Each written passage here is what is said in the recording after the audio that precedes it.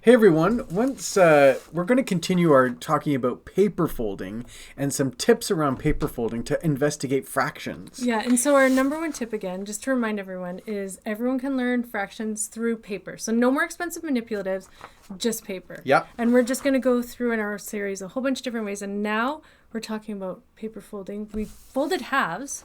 We right? folded halves last time when we talked about the hot dog and the hamburger fold. And in how to halves. avoid this, Yes. right? Folding that they're not equal halves. They're not equal halves.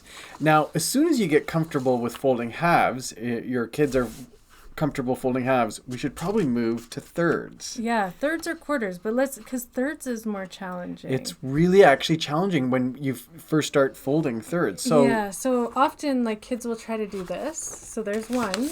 yeah.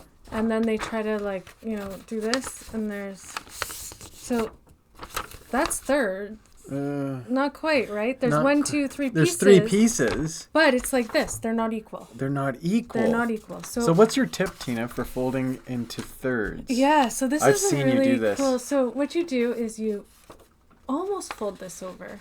And you kind of look so that this here, this top one, is about the same size. Oh yeah, and I can see it when the shadow here. Yeah. Yeah, as this one here. And you have a finger. You have a finger test for me, too. it's about a finger length, right? On each of them. So I'll go ahead and I'll fold this then. Yep. And then I fold it once more. And look what happens because this one was about the same size as that one. When I fold it, they actually are. That's right. And so now we have three equal pieces, and each one is a third. Each one's a third. And so now we can actually compare that third. Ooh, now we can compare the third to the half. So which one's bigger, Mark? A half or a third? And maybe we actually, at this point, we want to do some cutting. Ooh, yes. I'm going to cut. I got my scissors here.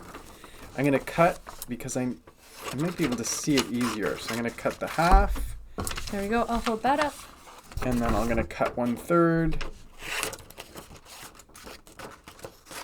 And so this is a really great way because kids are actually doing this and doing this for themselves. They're doing the cutting, they're doing the folding, and they get a real great intuitive feel for what a third is and what a half is.